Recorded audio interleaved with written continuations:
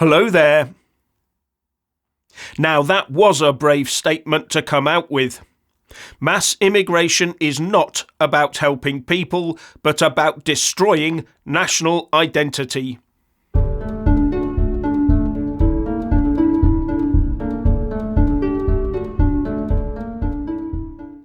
The former head of the Vatican's doctrinal office from 2012 to 2017, Gerhard Müller, has pointed his finger firmly at the globalists by telling LifeSite News that mass immigration is being used by the powerful as a weapon to destroy national identities across the developed world. And that this sudden mass migration we're experiencing today is not a random event, that it is planned, coordinated and paid for, something that would explain why people traffickers can get so rich so quickly. And looking around us at the evidence, it is hard to disagree with Müller when he says mass immigration is not about helping people, but about destroying national identity.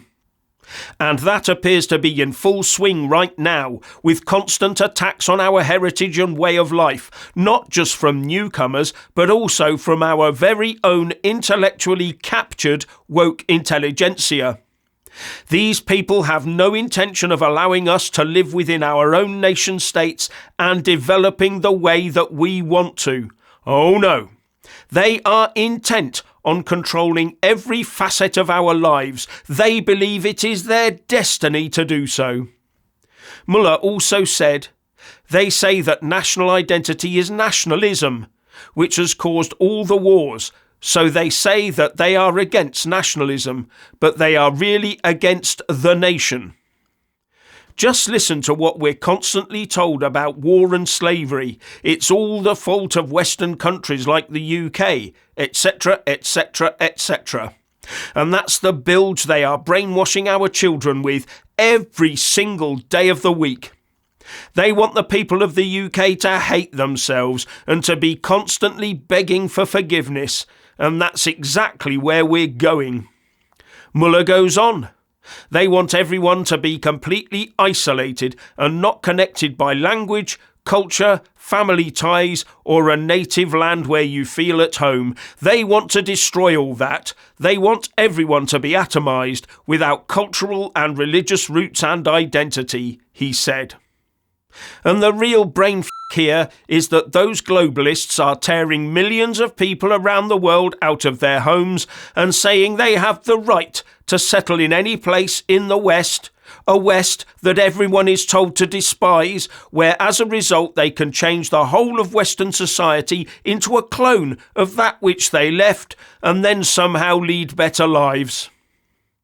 Or do the globalists believe that if they can squeeze the whole of humanity and all its differences into one place, that within a couple of generations we would have forgotten all those differences and be living in some sort of diverse culture where individual culture doesn't matter anymore?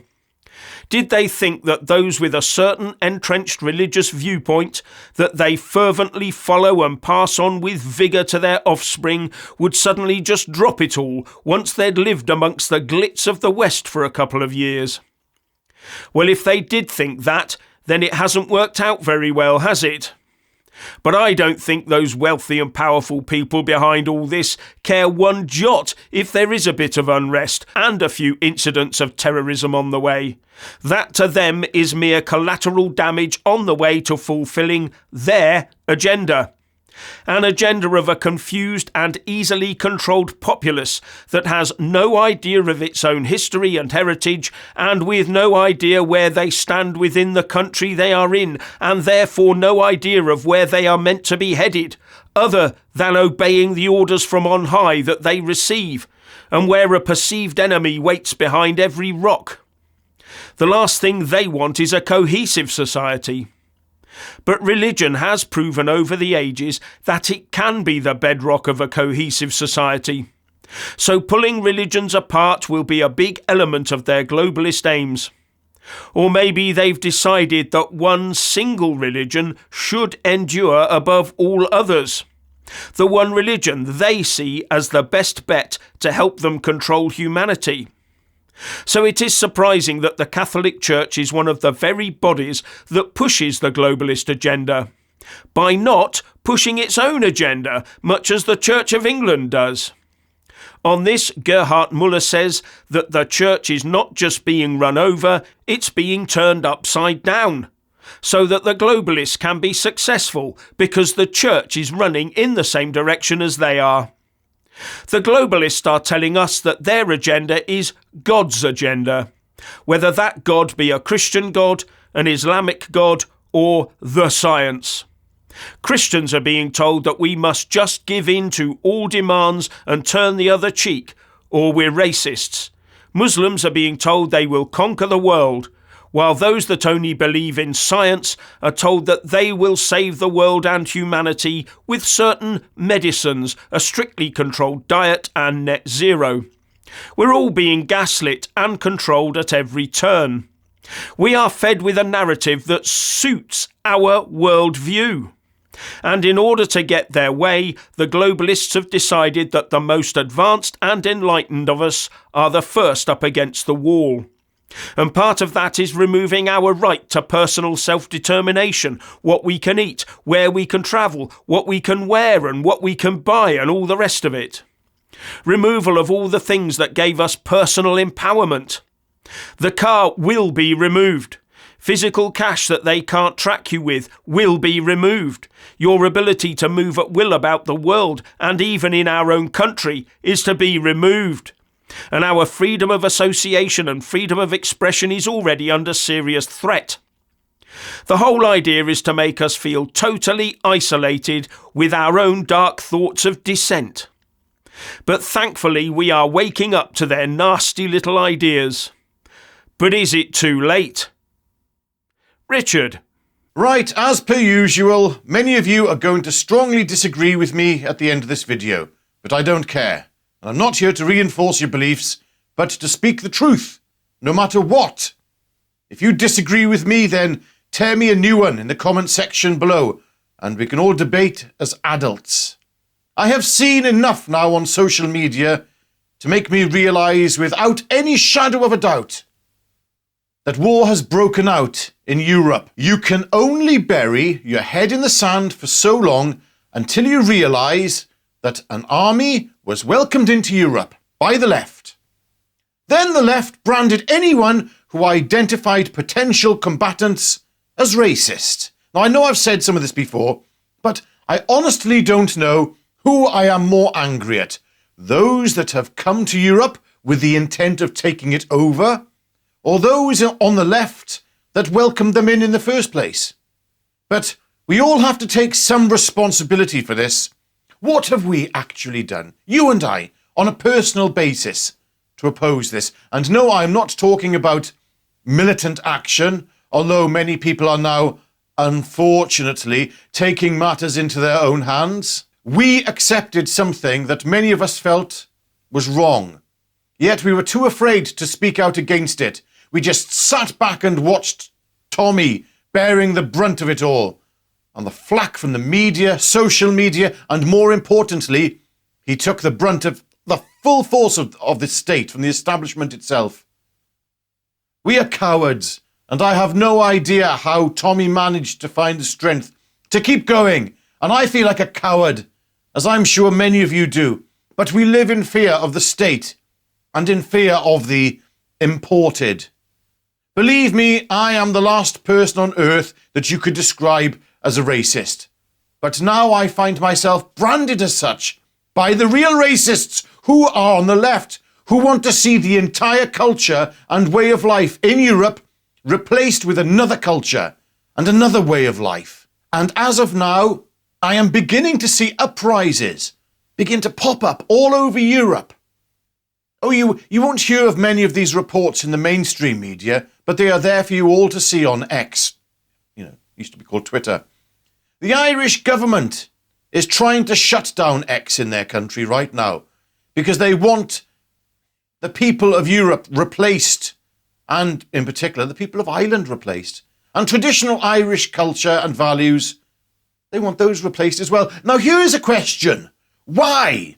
And I will use the Irish government as an example. Why would they want to see the people of Ireland, their own people, lose their culture, way of life and standard of living as well, I'll hasten to add. Where do you think, the money's coming from to pay for all these people to enter? Why does the liberal left not care about the people of Ireland? Because make no bones about it, they want this replacement to take place. Otherwise, it wouldn't be happening. They wouldn't be brushing over, or, brushing under the carpet, I should say, and overlooking all the things that are taking place in Ireland. The only two conclusions that I can come to is they are either blinded by the liberal left-wing thinking and that ideology, that they don't actually see what they are doing, or they are pure evil.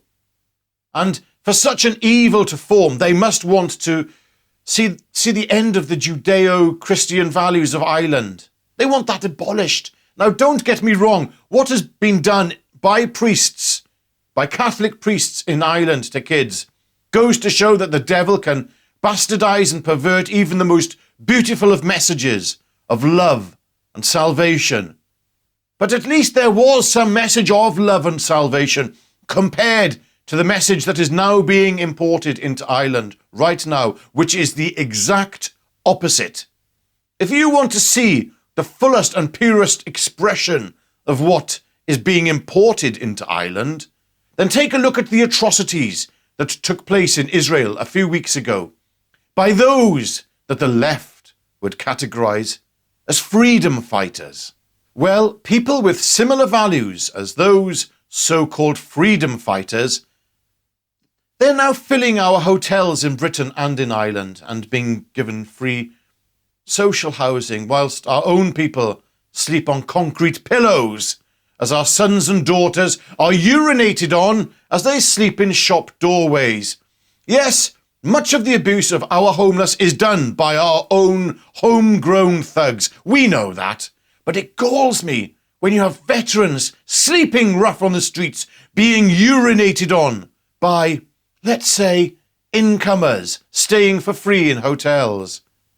But a war is a two-way street, and I am noticing those evil far-right people who don't like their children being stabbed, evil people, they are beginning to make a stand. And it's not just a stand against the myriad of doctors and nurses crossing the channel, but against any form of crime that the police are not responding to.